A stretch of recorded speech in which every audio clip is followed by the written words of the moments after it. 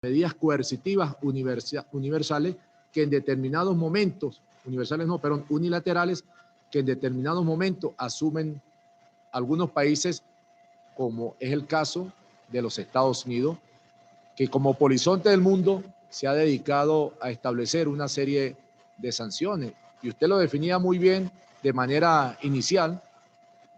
Para nosotros no son sanciones.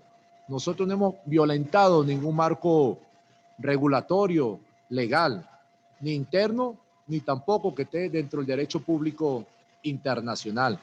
Es sencillamente la posición hegemónica, imperialista del gobierno de los Estados Unidos que asume esas actitudes de manera unilateral. No es la primera vez que lo realiza. Eso viene aplicándose particularmente desde el siglo pasado. Es la nueva modalidad y más económica que ha conseguido el gobierno de Estados Unidos para buscar la manera de vulnerar la soberanía de otros países. Particularmente a partir del año 2015, nosotros tenemos que hacer ahí un quiebre o una separación.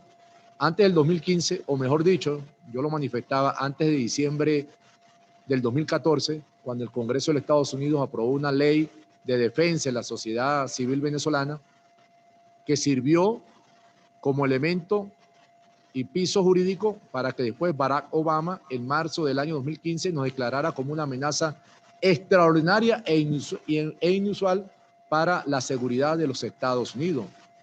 Lo comentaba en ese momento, Jason. Nosotros nos pareció esa situación algo risible.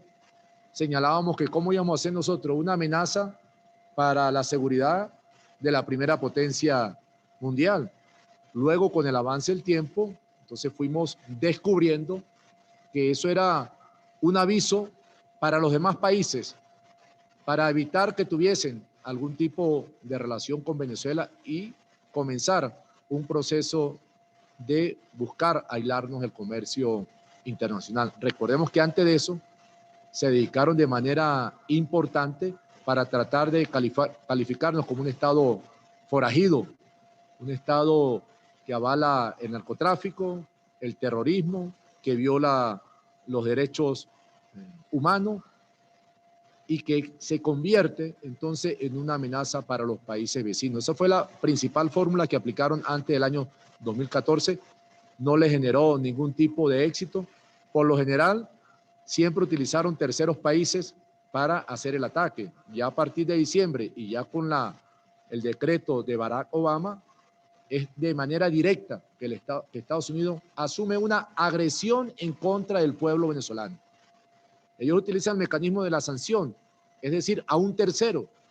Y esto es importante destacarlo, porque todas aquellas empresas que tienen registro fiscal en los Estados Unidos o en otros países que se plieguen a la propuesta de los Estados Unidos no pueden tener ningún tipo de relación con Venezuela o con algún actor económico privado, puesto que están sujetos a hacer multas, a que se le imponga multa o cualquier tipo de sanciones.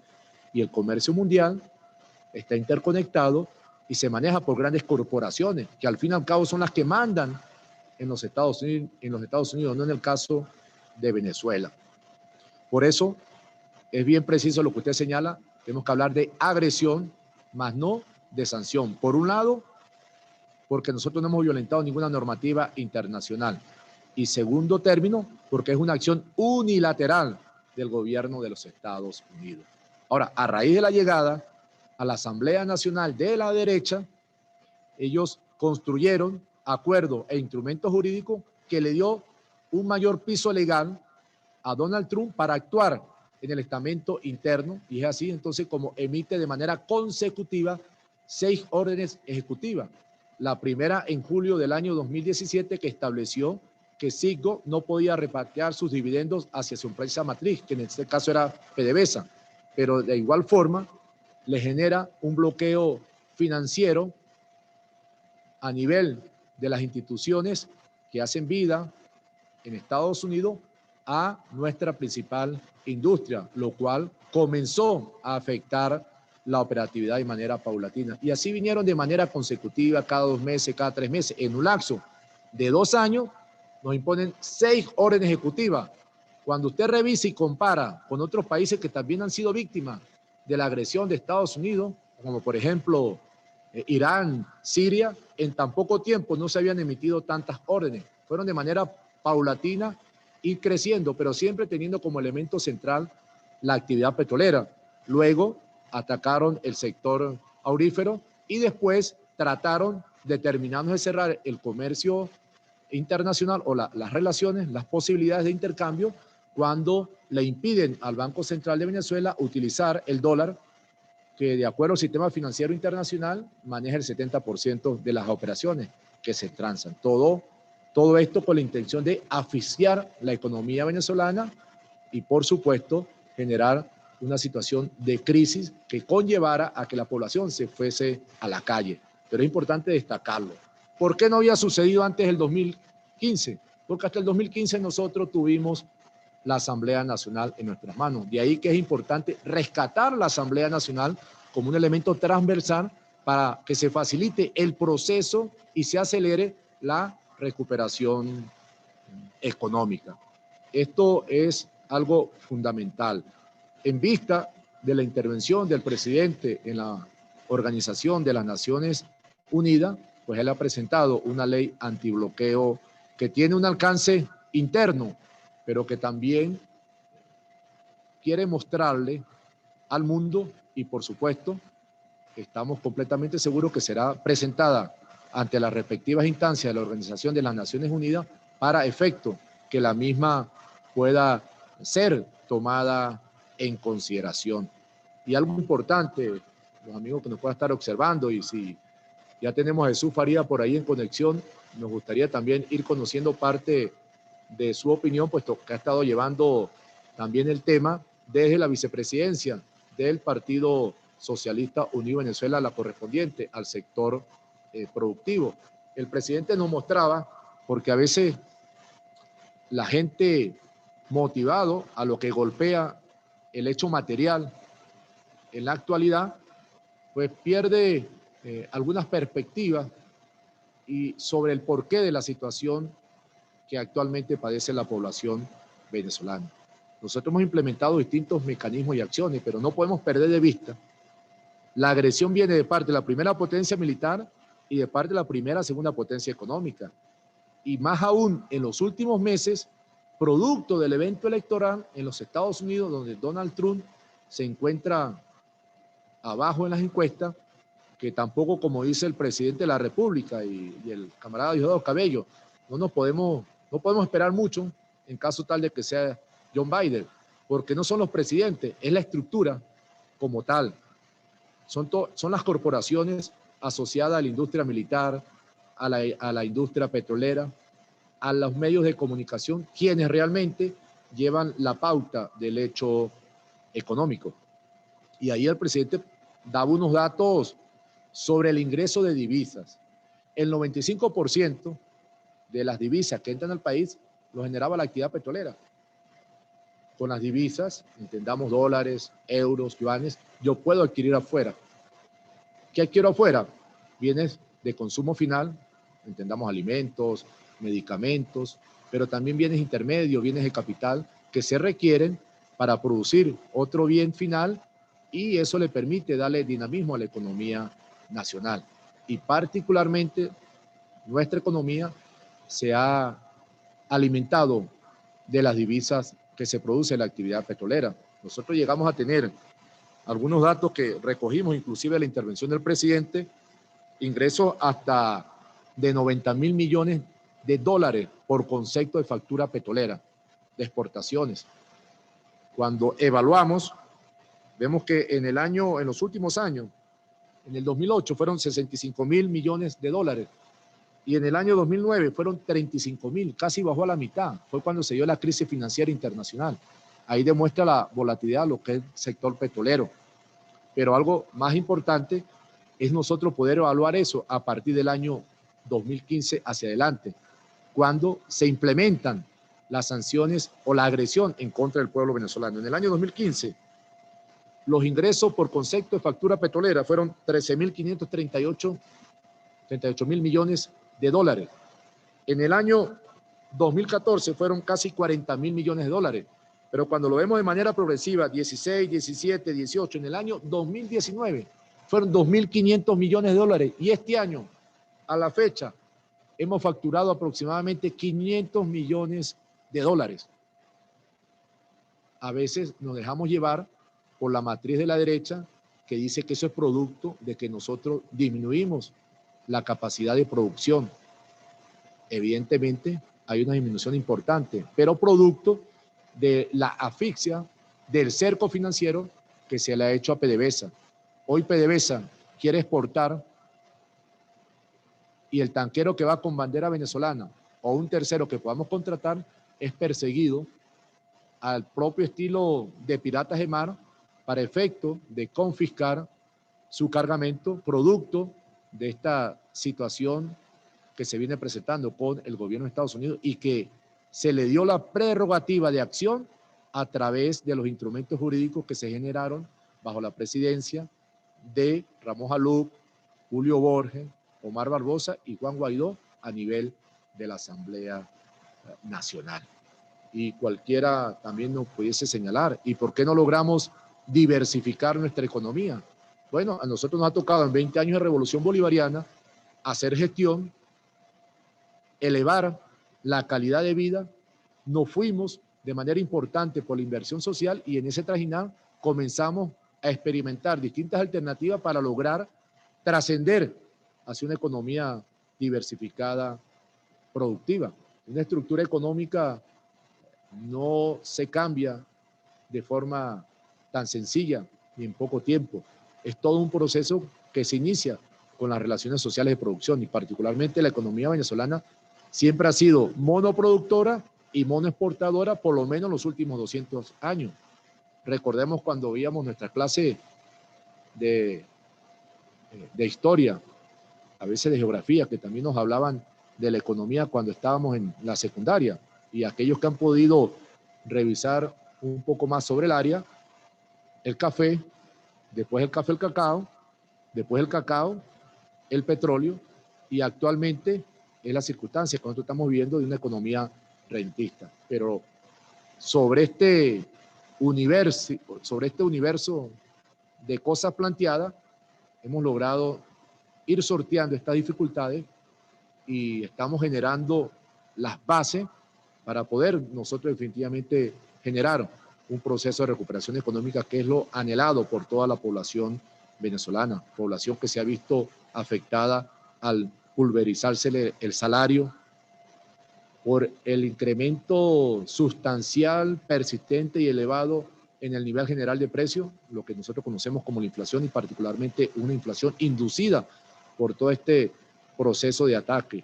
A veces nosotros, y no sé si Jesús o Jason, creo que me he encadenado y no sé cuál es la dinámica, si intercambiamos contigo y abrimos tal vez el micrófono para algún compañero que también pueda opinar. Todavía Jesús no sé. Bueno, sí, seguimos sí, nosotros entonces. Me gustaría, Ramón, hacerte por los efectos de que a veces nosotros hablamos y consideramos que todo el mundo entiende de lo que estamos hablando, ¿no?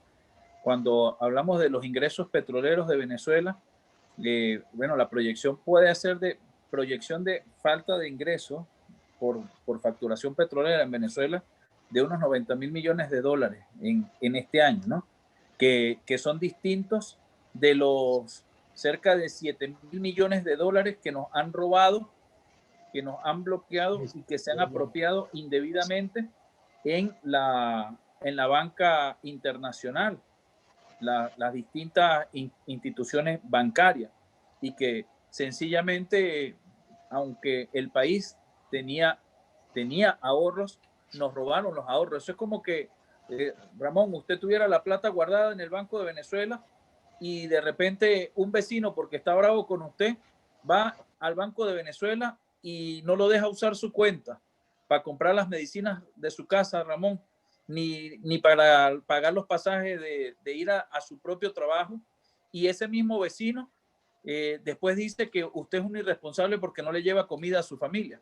Eso es lo que está haciendo Estados Unidos con Venezuela. Pero detrás de Estados Unidos, porque a veces nosotros decimos Estados Unidos, las sanciones, que son agresiones contra el pueblo, las agresiones del bloqueo, porque si nos arrebataron la plata del banco, de los bancos internacionales, alguien la tiene. Ramón, hace unos días se apropiaron de un buque que el país había pagado y fueron y lo subastaron en Estados Unidos. Es decir, no solo les bastó con robarnos la plata que estaba en la banca internacional, no solo le bastó con desviar los buques, sino además adueñarse del contenido de esos buques y después decir que es por culpa de nosotros que no hay gasolina. Esas agresiones tienen un grupo de cómplices, y eso es importante, como tú lo decías. No importa si es John Biden, no importa si es Donald Trump, no importa si es Mickey Mouse o el Pato Donald. Todo el que representa el imperio en materia económica nos va a agredir porque no les interesa que nosotros tengamos buenos ingresos en materia petrolera, porque ellos no quieren pagar lo que vale el petróleo, sino quieren apropiarse de eso. Y quería preguntarte sobre el sistema SWIFT, porque hay muchas personas que dicen, bueno, ¿y qué es el sistema SWIFT? ¿Y cómo es eso que los gringos nos robaron una plata en el exterior si esa plata era de nosotros? ¿Cómo nosotros denunciamos también políticamente, así como decían, darle rostro a la Society Worldwide Interbank, la Sociedad Internacional de Mensajería Interbancaria, que son los responsables de haberse apropiado de la plata que es del país, que son los cómplices de los que nos robaron el oro? ¿Cómo hacemos nosotros para denunciarlos y darle rostro? Porque es Juan Guaidó quien solicita desde la Asamblea Nacional por oficio la apropiación de esos recursos. Y por eso es que esas instituciones procedieron a quitarnos ese dinero, a quitarle ese dinero al país. Y a los que dicen, no, que la industria petrolera está decaída. Bueno, por favor, yo le pido a alguien que vaya a un cafetín y que la señora no lave todas las semanas la cocina, que no lave todos los días su manajería, que ni siquiera vuelva a reponer la bombonita de gas para freír sus empanadas, a ver si no se le va a echar a perder el cafetín. Es lo mismo que nos ha pasado a nosotros con la industria petrolera. Nos asfixian, no dejan que salgan los buques, nos quitan el dinero, no permiten que se compren piezas, partes, repuestos, químicos y materia prima para producir gasolina. Y se quedan todos ellos con toda esa riqueza y después vienen a acusar al gobierno. Creo que la ley antibloqueo va orientada mucho a proteger y a defender las capacidades productivas propias, pero también a independizarnos de ese sistema interbancario que nos está ahogando. Por eso las alternativas de intercambio económico que plantea el presidente, como él decía, que en silencio muchas cosas han tenido que hacerse para que no nos descubran, para que no sepan de dónde se pagó la gasolina que llegó hace un par de días. Porque si se hubiesen enterado a través del sistema SWIFT por dónde se pagó esa gasolina, tal vez el lunes no estaríamos abriendo estaciones de servicio para atender a nuestro pueblo. Ese era el comentario que quería hacerte, Ramón. Sí, hay varias cosas que permite o que surgen de tu intervención. En primera instancia, el presidente señaló ayer que tuvo que hacer las cosas escondidas, vamos a llamarlo de alguna manera, puesto que la de septiembre, la gasolina que iba a estar disponible para atender el mercado interno fue confiscado y fue pasado de un buque a otro, al estilo de una piratería de esas de película, por allá de la Edad Media. En segundo lugar, la apropiación de los bienes públicos nacionales en el extranjero fue otro objetivo de las órdenes ejecutivas. Desde el 2017 no recibimos dividendos Cisco, pero ya Cisco ha sido confiscado por el gobierno de los Estados Unidos.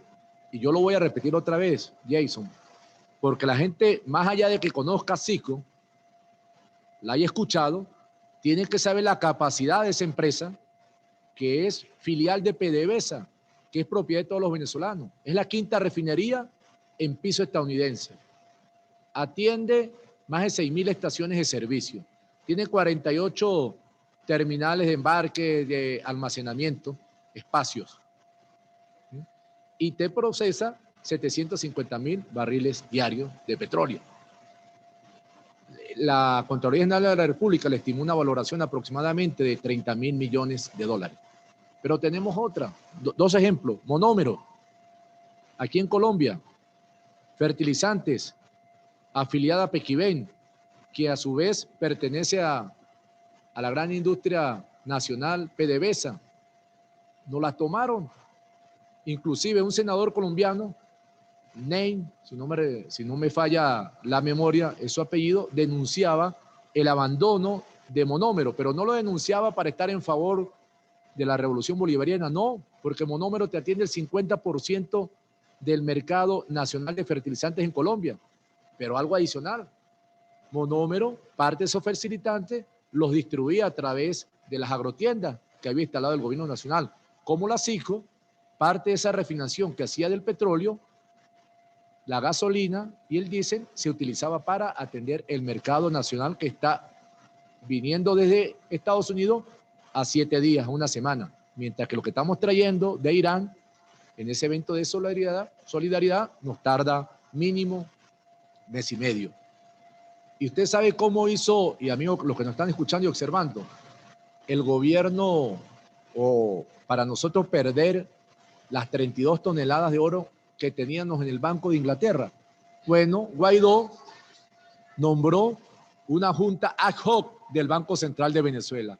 Y con esa junta ad hoc, el gobierno de Inglaterra y un tribunal dictaminó que esa era la junta válida para ellos. Entonces permitió esa confiscación de 32 toneladas de oro que no son del presidente Nicolás Maduro, es del pueblo venezolano, que equivalen aproximadamente por lo menos 1.800 millones de dólares, fuera de los 5.000 millones de dólares que nos tienen confiscados en diferentes cuentas bancarias que pertenecen al gobierno nacional. Entonces, es todo un proceso de rapiña que se dio sobre los bienes nacionales gracias, y hay que denunciarlo de manera constante, a todas estas acciones de esta Asamblea Nacional y particularmente en el año 2019 bajo la presidencia de Guaidó.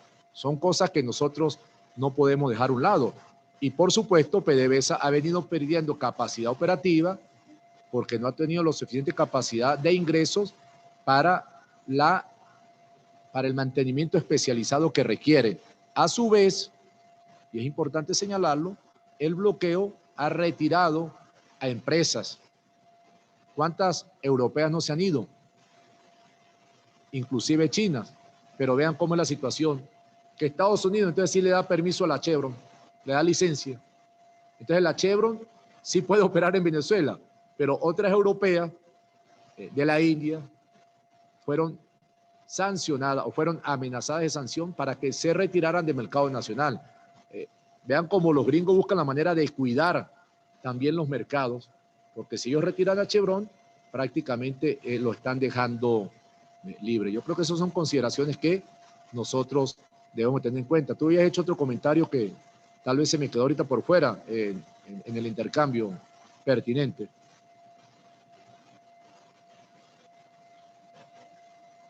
¿No? Sí, Ramón, estaba haciendo el comentario, bueno, sobre el manejo ese de la Sociedad Internacional de Interconexión Bancaria, que es la que le bloquea a los operadores internacionales. Por ejemplo, Ramón, otra de las consecuencias estas del bloqueo, las empresas navieras, los marinos mercantes, todo el personal de flota de las embarcaciones que mueven el gas o que movían el gas entre Punto Fijo y Bajo Grande, que antes era la fuente de suministro del gas en Mérida, nos decían en uno de los foros los compañeros responsables del gas que, bueno, a partir del bloqueo, no es que bloquearon a Venezuela, sino que a varios capitanes de embarcaciones a través de ese sistema internacional les bloquearon las cuentas a los capitanes, que son operadores privados, son marinos privados, son los marinos mercantes, pues son empresas que se encargan de transportar. Es como un gandolero que maneja la gandola y va de un sitio de origen a un sitio de destino. Igualmente son los marinos mercantes, van con su barco de un sitio de destino y ahí tienen un sitio de origen. A esos les bloquearon también sus cuentas y por eso se retiraron varios operadores de esas navieras que transportaban gas y algunos insumos a Venezuela. Por eso decía, ¿cómo hacer también para nosotros denunciar a ese sistema perverso que es el sistema SWIFT? Y por otro lado, los ingresos no es solo lo que se ha dejado de percibir por el tema petrolero, ¿no? Porque aunque los ingresos del país en su mayoría, más del 90%, son producto de la exportación petrolera, también hay unos elementos conexos que han dejado de tener movilidad y que han afectado a la economía. Por ejemplo, los negocios privados, la industria farmacéutica y otros sectores que adquieren sus insumos y maquinaria desde otros países para venir a producir o intercambiar y comercializar en Venezuela, se han hecho estimaciones de que ha afectado aproximadamente en unos 170.000 millones de dólares las sanciones internacionales contra todo el aparato económico, no solo de los ingresos, sino todas las posibilidades de comercialización y de intercambio en Venezuela. Ese era el otro comentario que quería hacerle. Y si usted quiere, ahí hay varias personas que han pedido el derecho de palabra, como el compañero José Gregorio Martínez, que es el gerente de economía de Corpo Mérida. Ahí veo que hay algunos compañeros que pudiesen emitir también algunos comentarios al respecto. A ver si nos da tiempo de que se incorpore el compañero Jesús Farías. Adelante, Ramón. Sí, mira, rápidamente para que abramos también el espacio, y me parece muy bien, Jason, los amigos que están solicitando allí la participación, porque eso nos permite aclarar o incorporar otras consideraciones en la discusión. El SWIFT, cuando culmina la Segunda Guerra Mundial, lo primero que hacen los países, aparte de la repartición del mundo, fue establecer esquemas de dominación desde el punto de vista económico. Y es donde se hace la convención en New Hampshire, en Estados Unidos, en lo que se denominó como el sistema Bretton Woods, que fue con el patrón oro y después eso migró al patrón dólar, que es lo que tenemos en la actualidad. Y en ese momento, o durante ese tiempo, se creó lo que es hoy el sistema financiero internacional, compuesto por el Fondo Monetario Internacional, el Banco Mundial, el Banco Interamericano de Desarrollo, la Organización Mundial de Comercio, que son instrumentos de dominación del capitalismo, porque tuvo una posición preponderante, dominó al sector, y vamos a llamarlo socialista, que participó en la discusión en esos momentos iniciales. Y durante el desarrollo del sistema financiero internacional, entonces se estableció lo que se llama el código SWIFT, que es un código de las operaciones financieras que se da de un país a otro, y ese SWIFT lo maneja una gran cooperativa, pero una cooperativa que es dominada por los bancos estadounidenses, aunque tiene sede en Europa, es dominada por los bancos estadounidenses, y siempre están amenazando a cualquier país para sacarlo del sistema SWIFT. Si te sacan del sistema SWIFT, no tienes cómo establecer relación comercial con otro país, puesto que el 70% aproximadamente de las operaciones que se dan en el mundo pasan por ese sistema SWIFT. Pero el sistema SWIFT también te permite conocer la ruta de un pago. Entonces por ahí te agarran. Por eso es que nosotros hemos escuchado que los chinos están desarrollando un sistema de pago internacional y los rusos están desarrollando un sistema de pago internacional a través de mensajerías de texto. Si se quiere, son los dos que tienen una mayor evolución. Y a mi entender, Jason, cuando el presidente Maduro crea el Petro, no solamente es un criptoactivo para que el venezolano tuviera un espacio para la reserva de su dinero, de inversión, sino que también, partiendo de la capacidad productiva nuestra a nivel de petróleo y la interconexión con el mundo, el petro pudiese convertirse también en una moneda de intercambio, pero bajo la figura, en este caso, del criptoactivo. Por eso es que de manera inmediata es bloqueado el petro. Fue la segunda orden ejecutiva que emitió el gobierno de los Estados Unidos.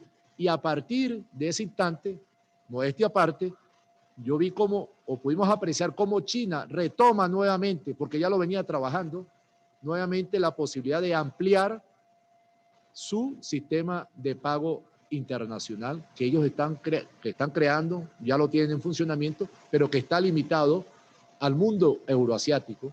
Y nosotros hemos podido apreciar cómo eso ha venido teniendo una mayor repercusión pública y actualmente se hizo una fusión con Rusia, con el sistema de mensajería que ellos están creando. También hay otro que maneja la Unión Europea, pero la Unión Europea es para intercambio entre ellos, los países europeos, y a su vez depende de la plataforma del SWIFT, que es también un elemento que actualmente tiene que superar el sistema de pago internacional que está creando China. Me disculpan, en el momento no recuerdo bien los nombres, pero son sistemas de pago que están impulsando. Entonces, el SWIFT es un código que maneja el sector privado financiero internacional y es el encargado de dar el visto bueno a una operación o no, porque en determinado momento pudiese decir que no es confiable, no es segura y la puede descartar. Entonces, es un incremento, creo que uno de los instrumentos más fuertes que actualmente posee el capitalismo, el sector financiero de Occidente. Las navieras es parte de esa persecución, como lo había dicho anteriormente, y tú lo vuelves a reafirmar. Pero es que no solamente con el petróleo. Usted muy bien sabe, Jason, que en las diversas videoconferencias y reuniones con el presidente, cuando viene un barco y trae comida venezolana, bueno, los paran en todos lados, pues. Son arcabalas en cada puerto de bajar y de subir, de retrasar a los empresarios que también son perseguidos para efecto de que no tengan la relación comercial con Venezuela. Y antes de dar el paso, el petróleo no solamente es la principal fuente de ingreso de divisa.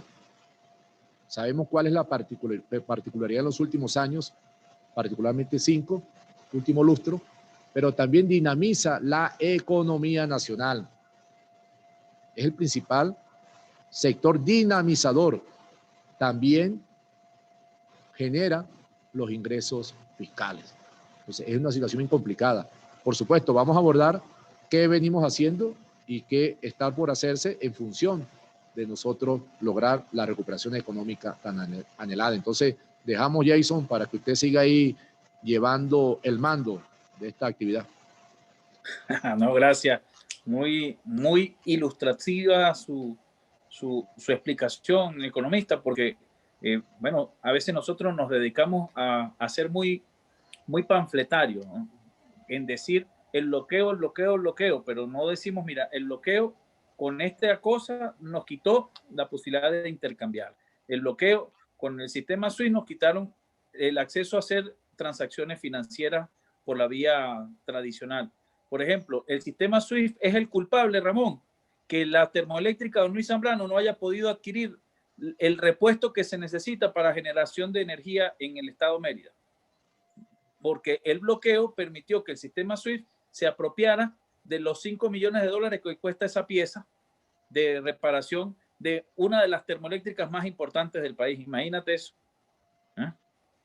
Entonces, bueno, creo que eso es siempre necesario que lo veamos para todos ir comprendiendo, entendiendo. Adelante. Mira, Jason, por ahí está Jesús Faría pidiendo espacio para intervenir. No sé si tú puedes ser interlocutor. Genial. Adelante, Jesús. Adelante.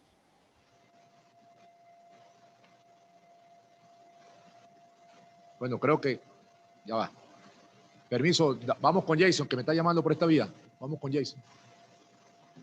Vamos, bueno, yo quisiera también que estamos haciendo ese esfuerzo porque el amigo Jesús Faría, que ha sido uno de los compañeros que ha estado permanentemente investigando, revisando, evaluando toda la política económica nacional, ha sido uno de los que ha estado trabajando directamente vinculado con el nuevo modelo económico. Y por supuesto, para nosotros es un honor tenerlo en este espacio de intercambio permanente. Si él está conectado, nos hacen las señas, si no, pudiésemos ir escuchando las intervenciones de alguno de los compañeros. Yo le había pedido al compañero José Gregorio que también nos diera algunas luces de lo que ha sido el impacto del bloqueo sobre nuestro país, y a lo que termine José Gregorio seguramente ya habremos resuelto el tema de conectividad del camarada Jesús Faría. Adelante, compatriota José Gregorio Martínez. No, ya.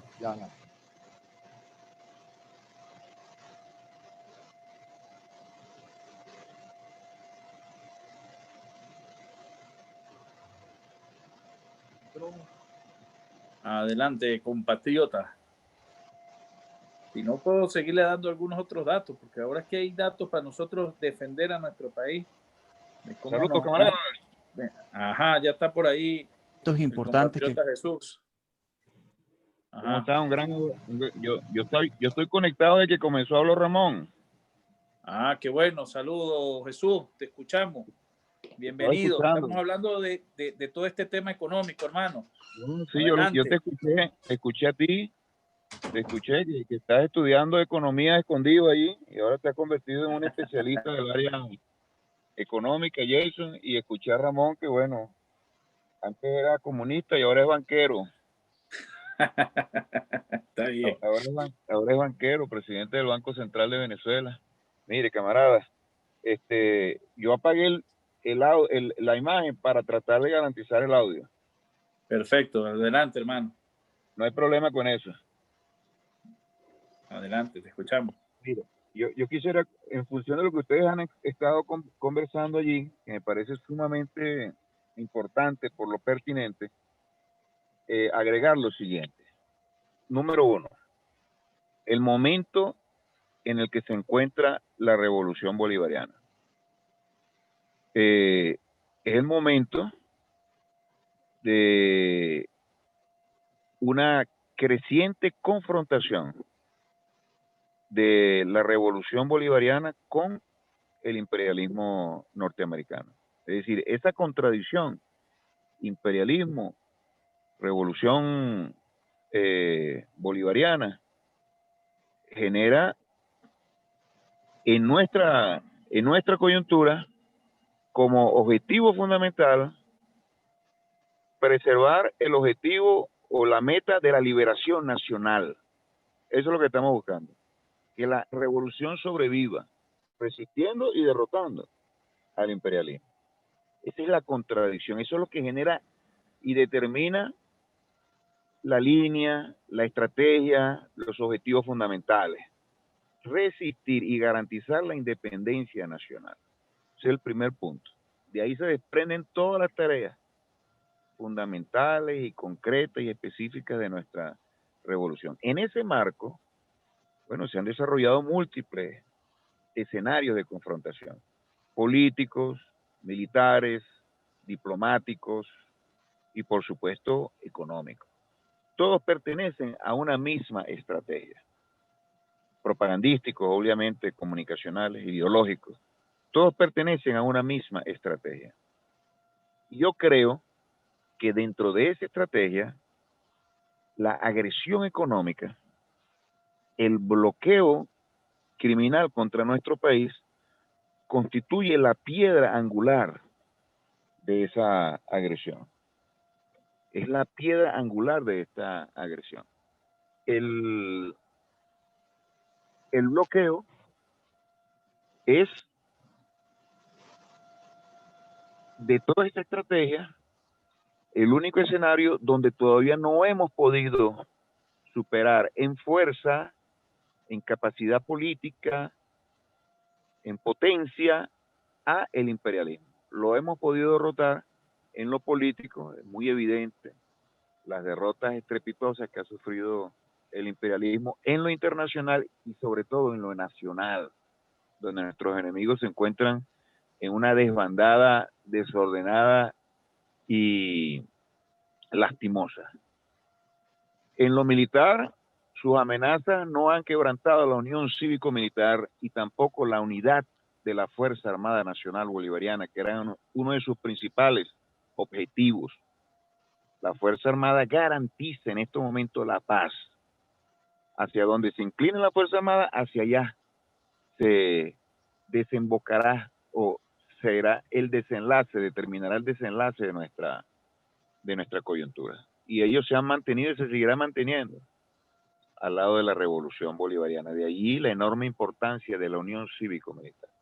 En lo político, también podemos destacar el despliegue de las masas populares y del pueblo y la presencia de vanguardia del partido. Eso es sumamente importante. Eso es sumamente importante, no solamente para entender por qué hemos resistido, sino también para entender cómo es que el bloqueo ha generado una crisis económica espantosa en el país y sin embargo esa crisis todavía no desemboca, de acuerdo a los cálculos de Washington, en un estallido social y lo que ellos denominan el cambio de régimen. Es por la fortaleza política, pero es absolutamente necesario que nosotros demos una respuesta a el ámbito económico, aún con bloqueo.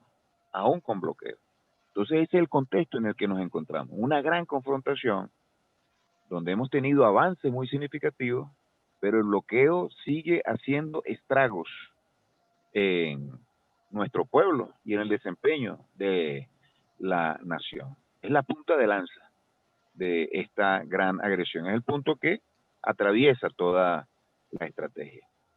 Número uno. Número dos,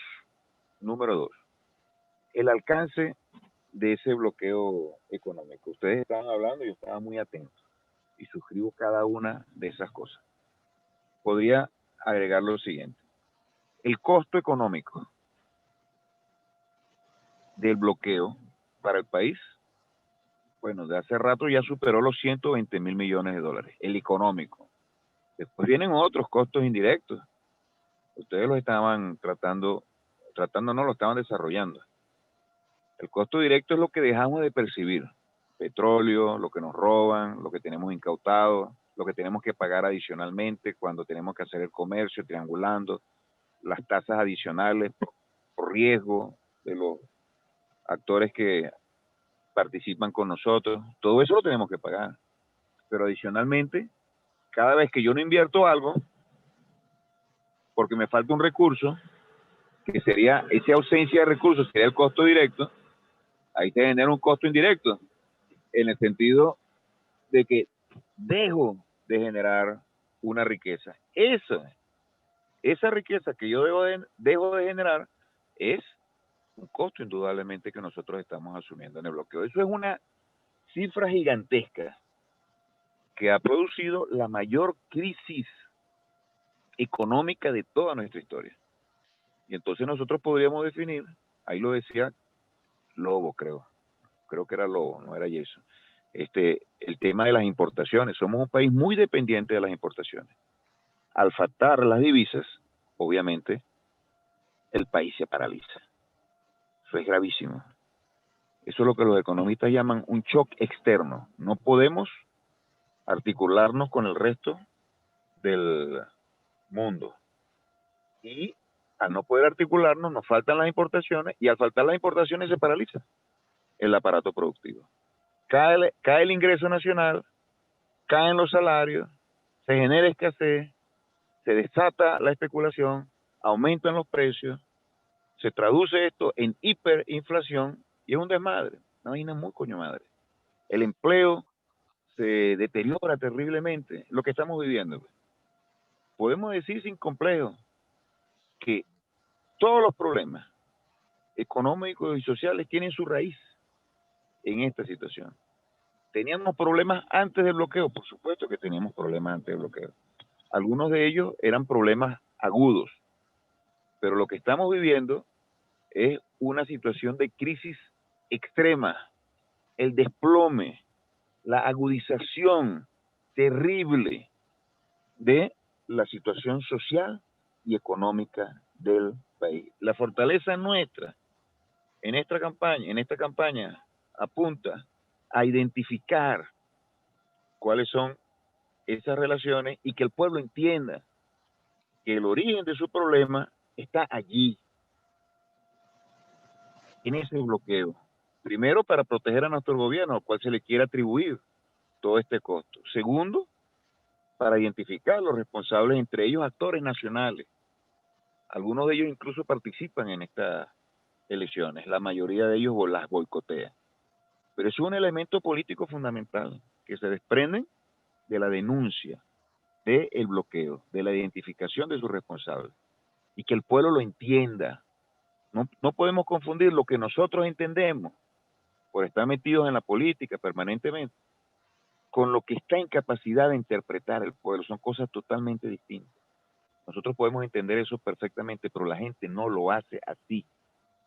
Y tampoco saca la conclusión de manera automática, que para nosotros es absolutamente clara, para la gente no. Entonces ahí tenemos una enorme tarea de difusión, de generar respuesta a nuestro pueblo frente a todas estas interrogantes.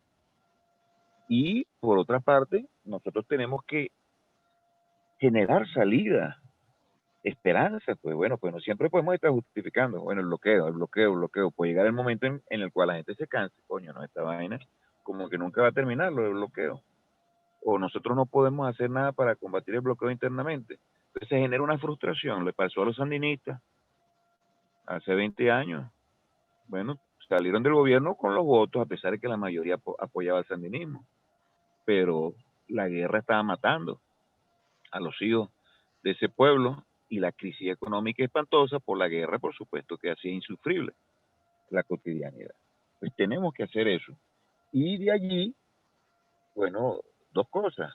La ley está antibloqueo que está presentando el presidente y la coyuntura electoral. La coyuntura electoral. ¿Cómo relacionamos eso con perspectivas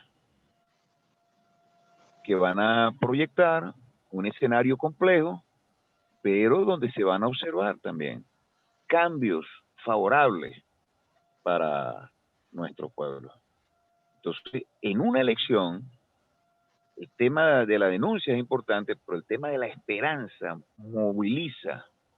No hay chavismo duro, el chavismo duro se moviliza con solamente la necesidad de defender el legado de Chávez, pero a muchos electores que fueron chavistas se han mantenido marginados de los que llaman niní. De los que llaman niní hay un sector muy importante que tiene una raíz profunda chavista, allí inconmovible, solo que necesita que nosotros la podamos estremecer, lleguemos hasta allí y la podamos estremecer para que se activen nuevamente. Esa es una tarea fundamental, fundamental. Entonces aquí está el tercer planteamiento.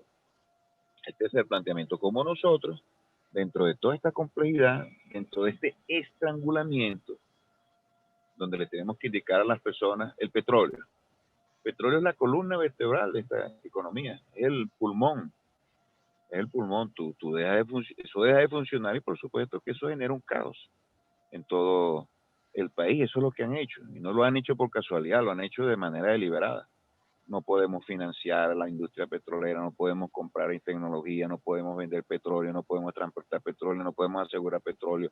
Las cuentas del petróleo fueron secuestradas, incautados sus bienes, las empresas nuestras de PDVSA fueron robadas, todo eso.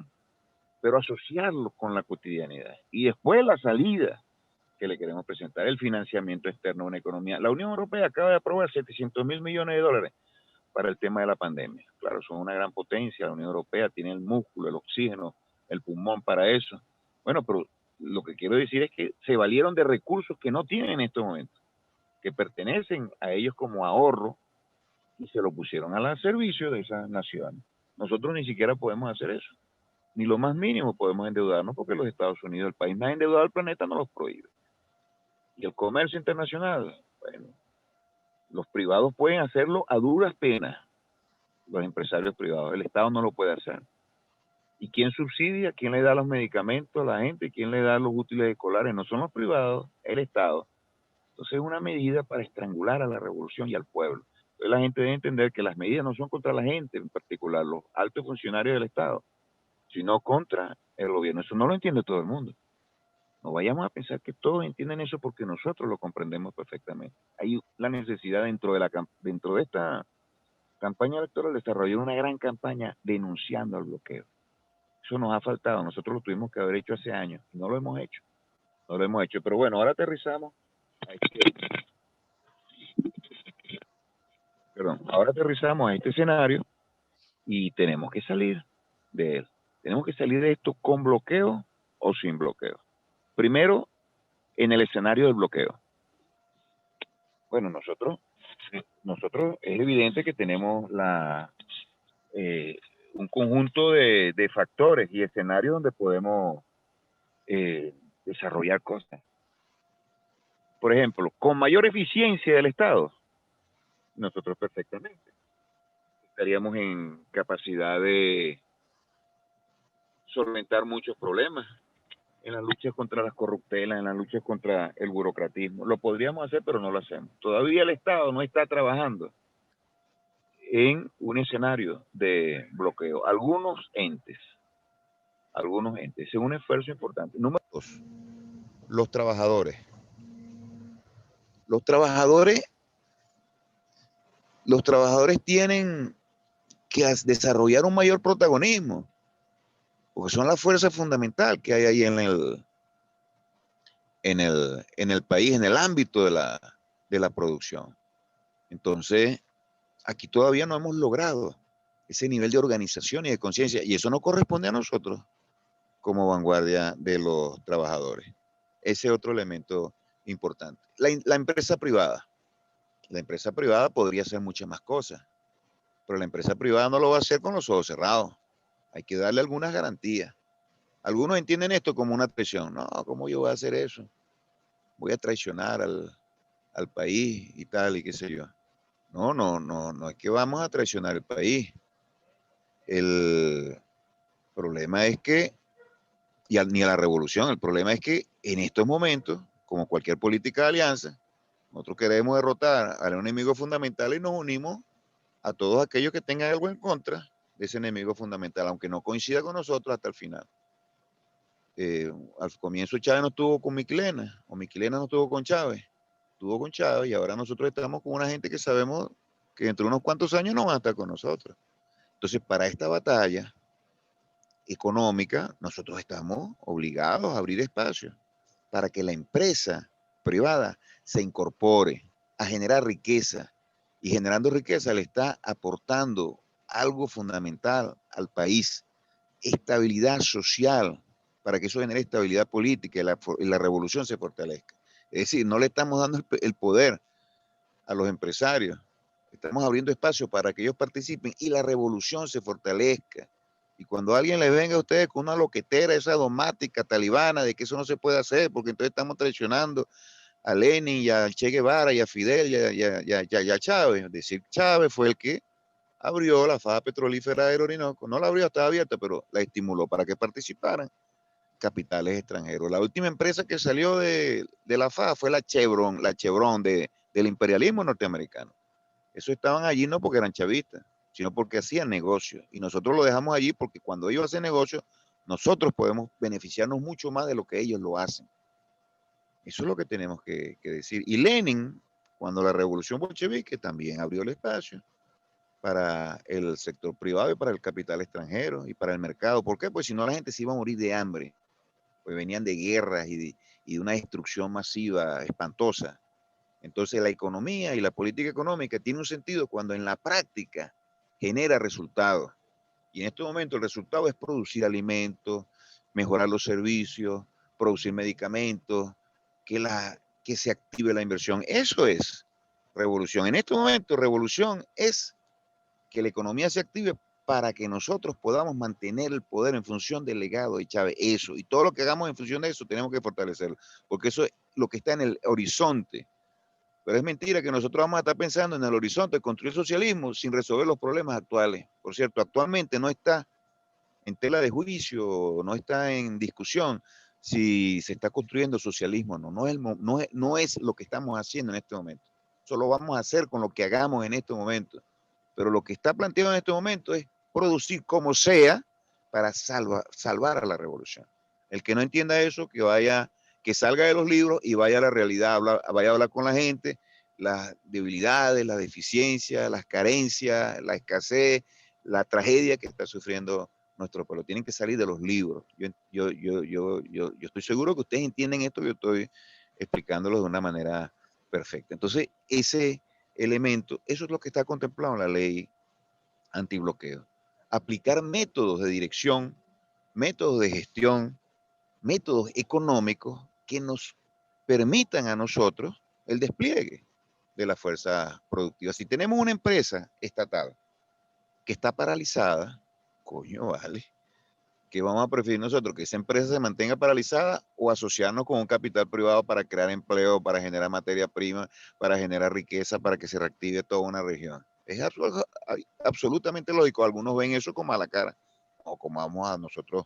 Sidor, toda una industria de este país depende de Sidor. Sidor está parada. Ahí están los trabajadores con el mejor ánimo para trabajar, ahí están las instalaciones, ahí está el gobierno con la necesidad, ahí está toda la industria paralizada que depende de los insumos de Sidor. ¿Cómo la activamos? Lo que falta es capital, divisas, capital, para comprar maquinaria, para comprar repuestos, para hacer mantenimiento, para comprar materia prima, para activar eso. Todo lo demás está allí, no lo tenemos. El Estado no lo tiene precisamente porque lo han estrangulado.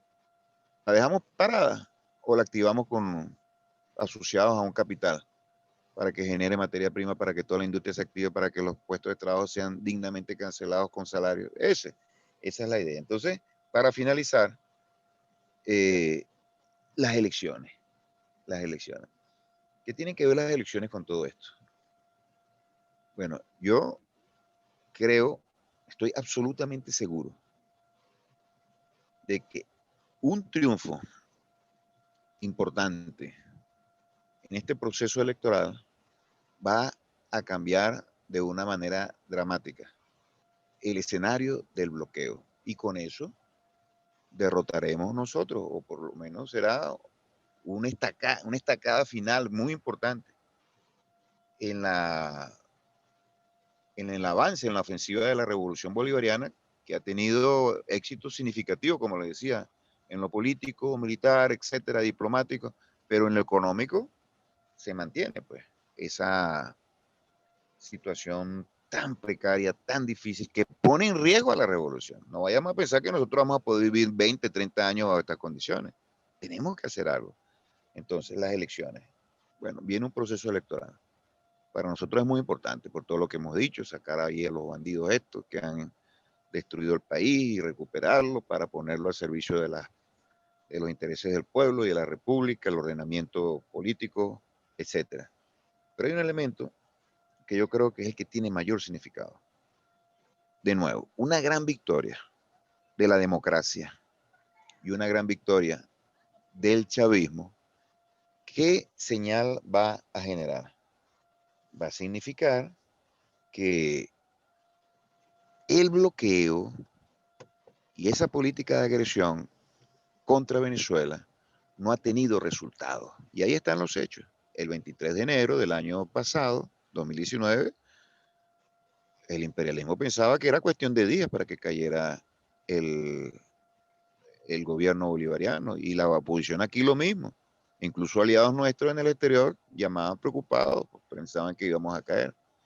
¿Y qué ha ocurrido desde ese momento? Bueno, fracaso tras fracaso en la política de injerencia, de intervención criminal del imperialismo. Han fracasado rotundamente y ahora están mucho más lejos del poder que lo que estaban antes. Están divididos, están fracturados internacionalmente. Ese cerco se desmontó, los enemigos nuestros se han debilitado tremendamente, tienen crisis ellos internamente.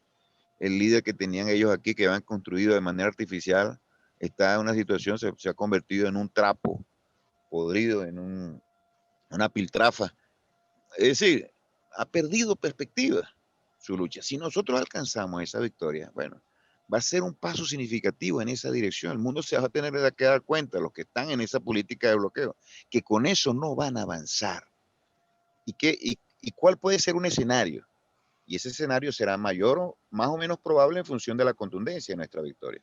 Y también de factores internacionales que ya les voy a mencionar. Yo estoy redondeando ya yo estoy terminando. Esto lo vamos a lograr básicamente con esa victoria de la que estamos hablando, una gran victoria popular, y esta victoria popular se va a traducir en un cambio de la política hacia Venezuela. No va a ser buenos propósitos y buenas intenciones por parte del imperialismo norteamericano hacia nosotros. Eso no va a ser. Va a ser la fortaleza de la revolución bolivariana la que va a conducir a ese cambio. Los va a obligar a capitular, guardando la distancia, como ocurrió en Vietnam. Los yanquis capitularon cuando ellos no podían ya seguir hostigando a la revolución bolivariana. Entonces, no podían seguir hostigando a los vietnamitas, no podían derrotarlos, tuvieron que capitular. Eso mismo va a ocurrir acá. Obama desmontó el bloqueo prácticamente con Cuba. Después de 60 años, nosotros no tenemos 60 años de bloqueo, pero hay algo. Pero lo desmontó. Hay un sentido de que por esa vía no es, entonces vamos por la otra. ¿Cuál era la que tenían con Cuba? Bueno, desarrollar el capitalismo en Cuba. Por las buenas. Hay la política del garrote y la política de la zanahoria. Por la zanahoria, pues dándole zanahoria. Metiendo inversiones, generando matrices de opinión, desarrollando una actividad pública. ¿Eh? Y lo mismo ocurrió con Irán. Ellos desmontaron el bloqueo con Irán, los americanos, y firmaron un acuerdo nuclear. ¿Por qué? Pues no pudieron derrotar a los iraníes. Y nosotros demostrando que no nos pueden derrotar a nosotros, podríamos generar ese cambio. Les repito, no será un cambio de la naturaleza del imperialismo, ni tampoco será sus buenas intenciones lo que conduzcan a esto. Será la fortaleza, una victoria de la revolución bolivariana. Tiene que ser muy contundente para que ese escenario se concrete. Eso va a depender también mucho de lo que ocurra en las elecciones en los Estados Unidos, que pueda ganar Biden, que fue vicepresidente Obama cuando se produjo esa política. Incluso el mismo Trump podría cambiar esto en un escenario donde él no está obligado a ganar el colegio electoral de Florida, o mejor dicho, los delegados del colegio electoral de Florida muy determinados por la gusanera cubano-venezolana que hay ahí. Entonces son elementos que son parte de nuestra tarea. Nosotros superando en buena medida el tema del bloqueo, vamos a una ofensiva indetenible, donde vamos a lograr estabilizar de una manera muy importante el país. Con la debilidad evidente de la oposición, lograremos un nivel de consolidación sumamente importante que nos dará a nosotros oxígeno por muchos años para seguir construyendo.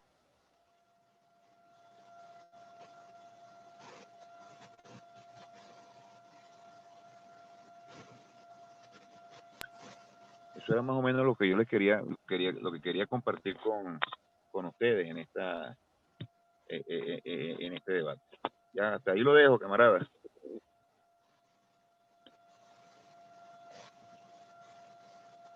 No te vayas ahí, Jesús, que aquí hay varias personas que han hecho algunos comentarios y que quisieran. La idea de esto, hermano Jesús, que ha sido extraordinaria su explicación, le agradecemos.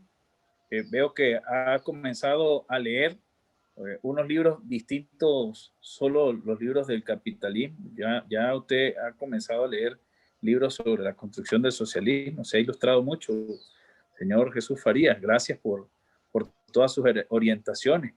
Quiero pedirte, por favor, Jesús, que tú y también Ramón, que podamos interactuar. Veo que el profesor Pedro Grima hizo un comentario allí interesante sobre la clase trabajadora. El compañero José Gregorio también ha hecho algunos comentarios por la plataforma de Zoom. También por la plataforma de Instagram hay varios comentarios, pero obviamente por los efectos del tiempo me gustaría escuchar brevemente al profe Pedro y al compañero José Gregorio Martínez para interactuar e intercambiar con el compañero Jesús Farías. Adelante, por favor, habilítenle el micrófono a el profe Pedro, que es uno de los investigadores del Estado Mérida. Adelante, profesor Pedro. Buenas tardes, Jason. Buenas tardes a todos, amigos. Sí, el comentario que quiero hacer es repetir ya por enésima vez la tercera ley de Marx, de la transformación del trabajo asalariado en trabajo productivo. No vamos a salir adelante con los trabajadores asalariados. Tenemos que convertirlos a ellos también en socios de la producción. Y hay muchas industrias que pudieran avanzar mucho si los trabajadores dejaran de ser asalariados y la plusvalía que ellas generaran fuera repartida inmediatamente entre los trabajadores. Ahorita sabemos que vivimos una situación difícil con respecto al salario y que no hay forma de elevar el salario, pero sí al elevar la producción podemos pagarle a los trabajadores en producción para que ellos mejoren su situación económica. Gracias, Pedro. Gracias por el comentario. Compañero José Gregorio Martínez. Adelante, José Gregorio. Por favor, habilítenle el micrófono a José Gregorio. Adelante, José Gregorio. Sí, muy buenas tardes, compañeros. Gracias por la oportunidad. Dos cosas importantes que quiero resaltar de lo comentado en la tarde de hoy, ¿no? Por un lado, el alcance del espíritu de la ley de antibloqueo hacia la protección de las capacidades productivas privadas instaladas en el país.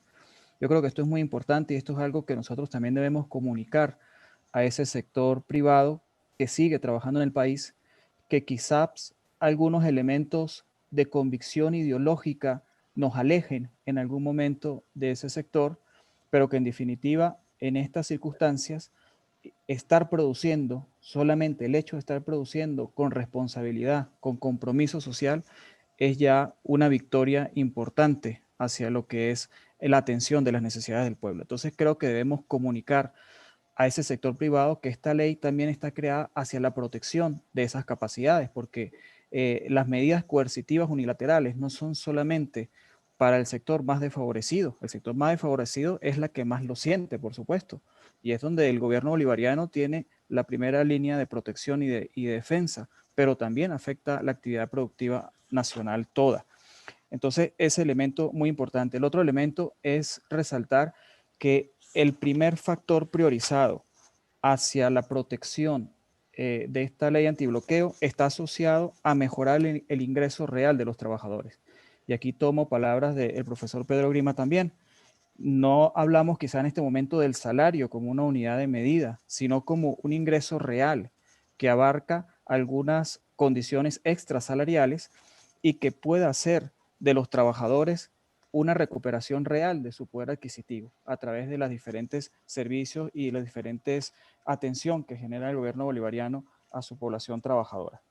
Por último, creo importante resaltar que en definitiva la comunicación es el reto en un primer momento. O sea, tenemos el deber y la responsabilidad de comunicar, de llevar los alcances de esta lucha antibloqueo, de explicarle a nuestro pueblo que el gobierno bolivariano está en la vanguardia, está tomando las medidas y generando la esperanza necesaria para entender que a partir de nuestras capacidades podemos salir por nuestro accionar de esta circunstancia a la que nos han llevado estas agresiones y estas medidas coercitivas unilaterales. Muchas gracias.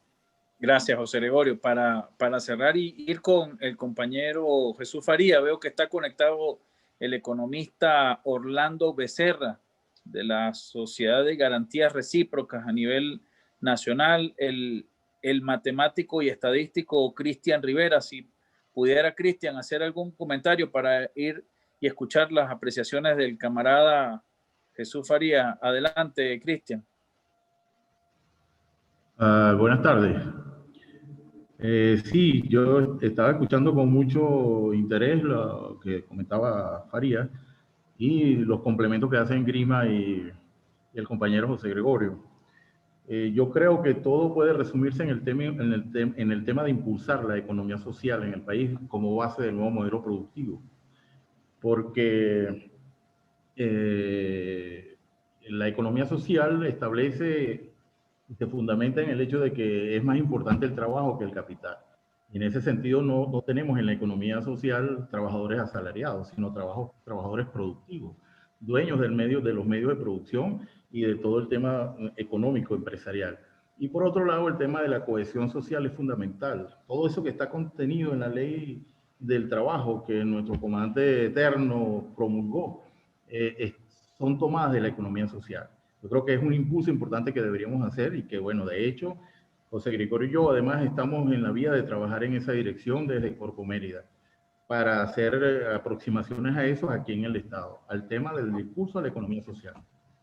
Gracias, profesor. El economista Orlando Becerra desde la ciudad capital, desde la Sociedad de Garantías Recíprocas, que también es parte del equipo de Economía Productiva del Partido Socialista Unido de Venezuela, que acompaña a Jesús Farías en varias tareas y además es merideño. Adelante, Orlando.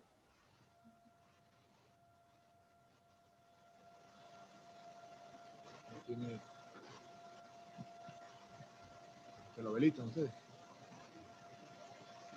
Adelante, Orlando Becerra, vamos a escucharte. Tiene el micrófono habilitado, compatriota. Jason. Adelante, Ramón. Sí, bueno, creo que Orlando no tiene el micrófono habilitado. No tiene retorno. Exactamente. Y Jesús, a quien le agradecemos su intervención, ya se desconectó. Él anda con un asunto familiar que lo está afectando. Y bueno, sé que hizo un esfuerzo importante para estar con todos nosotros. Permítame hacer algunos comentarios, tal vez sobre las intervenciones de los compañeros. Adelante. Yo había visto la de Pedro hace rato y él hace referencia a la tercera ley de marzo, ¿no? También yo agregaría la primera y la segunda. Y cuando él hace referencia a la tercera ley de marzo es precisamente por la vulneración que hoy sufre el trabajador venezolano, todo aquel que proviene o vive en función de una renta fija, totalmente afectada por el proceso inflacionario, pero más allá de eso, también por el hecho de cambiar las relaciones sociales de producción y que el trabajador, que es quien vende su fuerza de trabajo, pues sea precisamente quien se pueda aprovechar al máximo de la creación de riqueza que genera conjuntamente con el entorno social. Y Pedro también hacía algo de referencia sobre el tema de la disminución en la capacidad de producción de PDVSA. Y eso me recordaba con la intervención de Jesús, cuando a veces se quiere cuestionar algún hecho de que el gobierno, para tratar de rescatar, darle mayor viabilidad a un proyecto económico, mira hacia el sector privado. Nosotros no tenemos que tener ningún tipo de temor.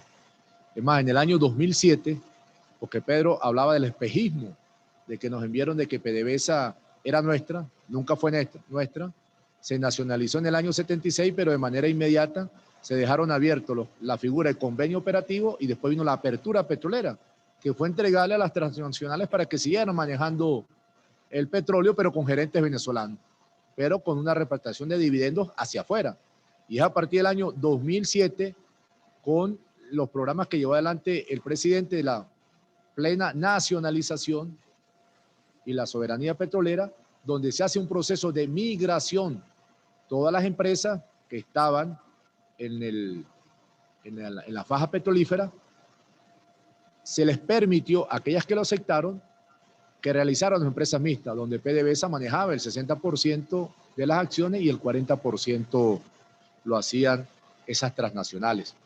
Casi todos los países lo aceptaron, a excepción de Texaco, si no me equivoco, y la ConocoPhillips, que por cierto nos demandó ante el CIADI. La Chevron se quedó, ¿sí? Y actualmente todavía nos presta algunos servicios. Es un poco para que veamos la necesidad de algunas complementaciones que debemos nosotros prever en estos momentos. Y todo está de acuerdo, Jason, a lo que tenemos en el segundo objetivo histórico del Plan de la Patria. Y en todos los planes de gobierno, propuestas que ha impulsado la revolución bolivariana, siempre ha tenido como elemento central la necesidad de la transformación de nuestra economía, trascender del hecho rentista a un hecho productivo. Esta crisis nos va a conllevar definitivamente a trascender de esta situación rentista. Tuvimos que llegar a este momento. El gobierno y el presidente, en su momento Chávez, hizo esfuerzos importantes. Yo quiero destacar, y a veces es bueno recordar, no para quedarnos pegados, sino los esfuerzos que hemos hecho.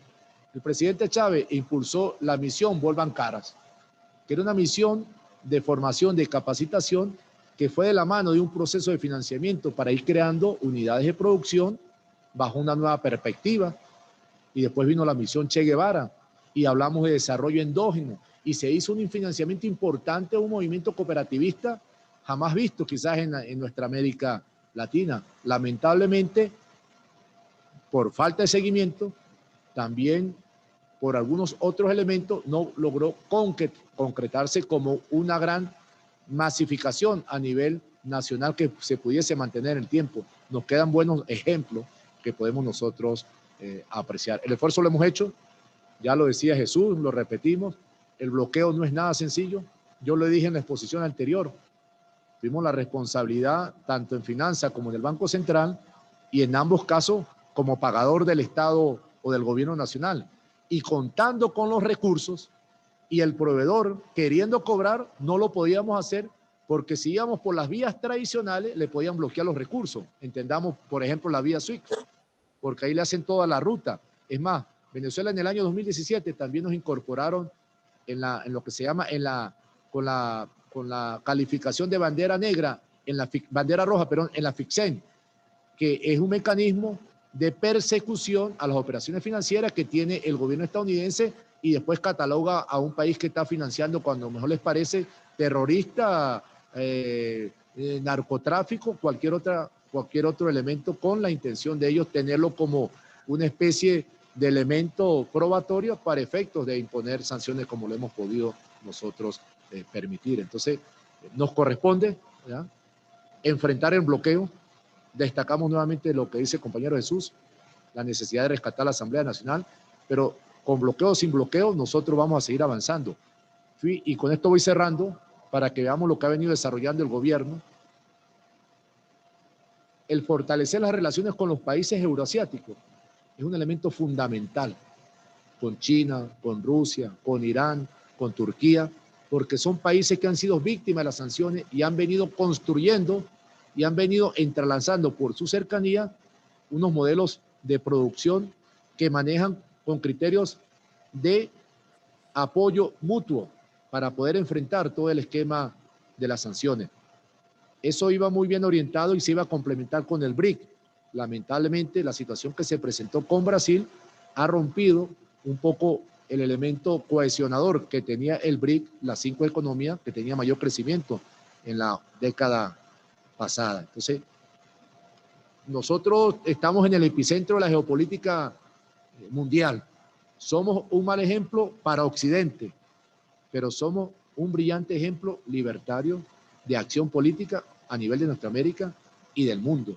Y como lo he dicho, nosotros vivimos la época de Chávez, la época del presidente Nicolás Maduro. Hacer una revolución no es nada sencillo y por lo general el ataque siempre va a ir hacia lo económico para de esa manera tratar de someter al pueblo.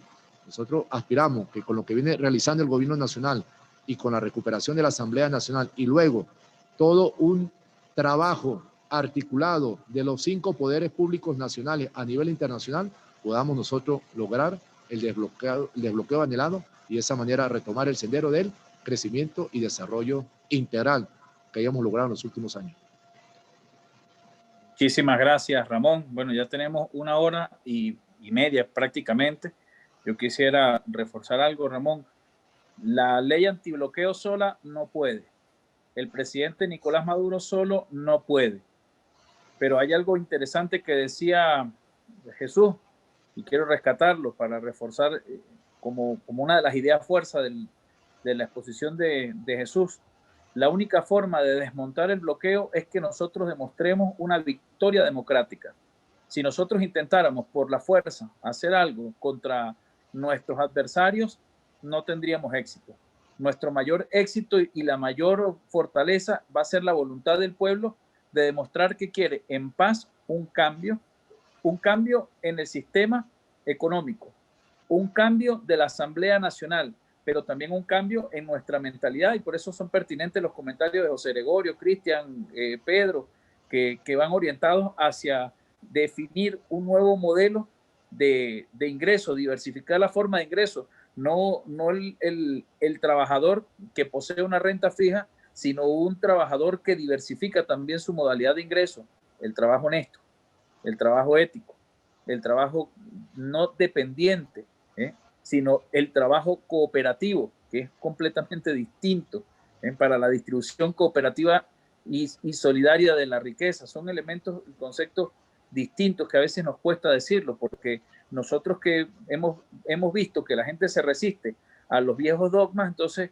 nosotros también nos quedamos como anclados y nos da miedo a veces hablarle a la clase trabajadora de ese tipo de cosas, pero creo que es importante. Por eso no es que si la ley antibloqueo nos garantiza que no importa lo que pase en la Asamblea Nacional, no, hay que ganar la Asamblea Nacional, porque la carta que enviaron hasta Inglaterra para bloquearnos el oro, la enviaron desde la Asamblea Nacional. Y solamente desde la misma Asamblea Nacional podemos activar mecanismos para desmontar el bloqueo. Eso es una arista.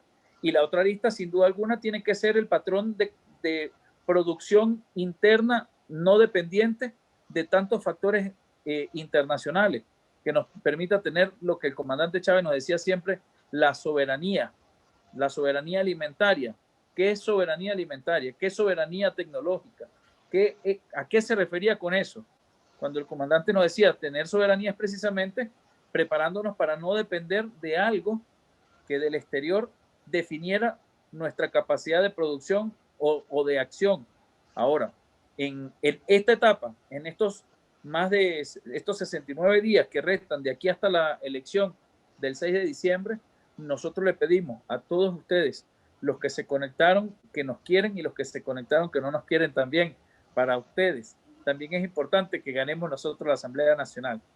El opositor que odia a la revolución necesita que la revolución gane la Asamblea Nacional para poder comenzar a desmontar todo ese andamiaje de maldad que le montaron al país, porque a usted, señor opositor, le hace daño lo que hizo la actual Asamblea Nacional, y solo la revolución puede desmontar toda esa maldad.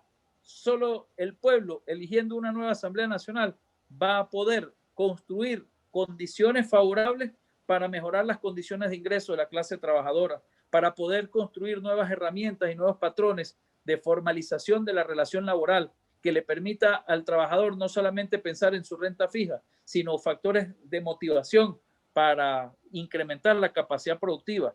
Hay un libro que es muy... es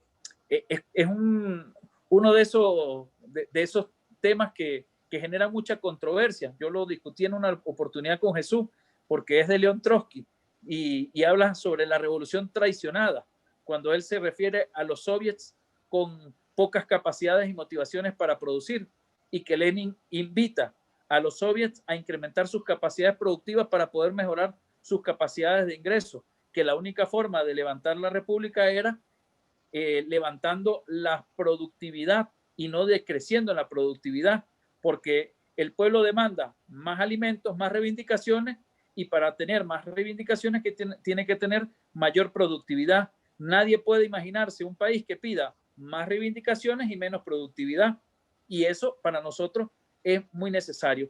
Todos tenemos que incrementar nuestras capacidades de producción para poder incrementar nuestras capacidades aspirativas de encontrar alguna reivindicación, y la mejor reivindicación es que alcancemos el 6 de diciembre la Asamblea Nacional, es que encontremos una solución de este conflicto internacional por la vía pacífica, la vía democrática. Yo no le quiero desear mal a nadie. Yo quiero que en los Estados Unidos se desarrolle en paz su proceso electoral. ¿Y qué pedimos nosotros? Humildemente, en Venezuela, esta tierra chiquitica al lado de los Estados Unidos, que también nos respeten nuestros procesos electorales, que se reconozca a nuestro presidente Nicolás Maduro y que se comprenda que todos nosotros podemos solucionar este problema. Y es algo importante decir, la nueva Asamblea Nacional, cuando nosotros logremos llegar a ese espacio, podemos incluso replantearnos las relaciones con los Estados Unidos, las relaciones de comercialización, las relaciones de intercambio, en una fórmula del ganar-ganar, ¿no? Como lo dice Stephen Covey, es decir, ganar-ganar. Estados Unidos gana más teniendo a la revolución bolivariana al frente de la conducción del país que con esta cuerda de ladrones que hasta los mismos Estados Unidos le han robado. Y eso es importante decírselo al pueblo opositor, porque ellos creyeron en sus líderes, y sus líderes son una parranda de sinvergüenzas, son unos bandidos. Los Estados Unidos también lo saben, y nosotros tenemos que decírselo. De verdad que ha sido una muy, muy buena videoconferencia. El día de mañana, Ramón, mañana hay varias actividades. Nos gustaría conocer, para que tú mismo seas quien despida esta transmisión, las actividades que hay pautadas ya para el día de mañana, ustedes como candidatos, y en los próximos días, para nosotros también incorporarnos y acompañarlos en esta hermosa misión de recuperar la Asamblea Nacional. Un abrazo, hermano, y hasta la victoria siempre. Queda usted para despedir esta transmisión del día de hoy, Ramón Lobo. Bueno, un agradecimiento a todos aquellos y aquellas que estuvieron compartiendo con todos nosotros. Aspiramos poder dar elementos para la discusión, para el debate, para la denuncia permanente que todos tenemos que convertirnos para de esa manera lograr dar mayores luces a la población para entender el momento actual, quiénes son sus verdaderos responsables y cuál es la línea de acción para nosotros comenzar a recuperar esos espacios legislativos donde tenemos que impulsar conjuntamente con el poder público del Ejecutivo las soluciones a nuestros problemas y lograr el desbloqueo. Particularmente el día de mañana vamos a estar de gira por el municipio Antonio Pinto Salinas, en su capital Santa Cruz de Mora, también como para la parroquia Mesa de Las Palmas. Un abrazo a todos ustedes. Hasta la victoria siempre. ¡Venceremos!